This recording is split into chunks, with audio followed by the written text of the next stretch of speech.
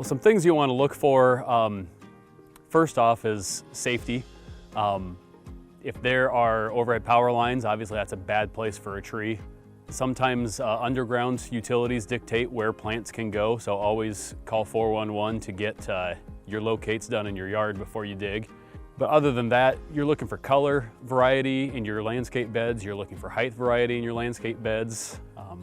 With trees, depends on what you're looking for, whether it's ornamental trees or overstory trees, shade trees, windbreaks, whatever purpose you want them to serve.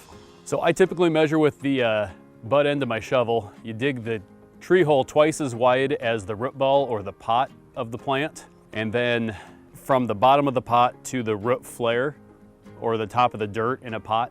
Most of these plants are grown in nurseries up against walls or other plants, so there's usually one side that's almost flat when we get them. So you want the fuller side out towards the public. Be incredibly careful with the root ball. You want to keep that intact as to not disturb it much or as little as possible.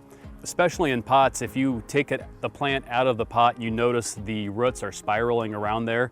Score it with a pocket knife or something to promote that root growth so those roots don't strangle itself out. So I recommend loose native soils for the bottom half or so of the hole. And then I like to water tamp. The two best compactors in the world are thyme and water. So you put some water down there, that'll help compact all that loose native soil and help hold that tree or shrub upright. And then filling up the next half with some nutrient-rich compost, give the plant something to eat.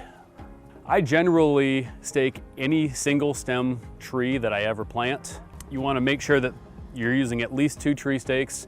They're 4 to 6 inches outside of the bowl that you dug for that plant. And then I really recommend using arbor tie instead of wire, just to allow that plant some motion to stimulate faster root growth.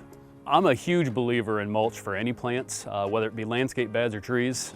I feel like not only does it look fantastic, but it serves a purpose. It holds that moisture, just helps slow drip that plant, keeps the plant warmer in the winter, cooler in the summer, just serves many, many purposes.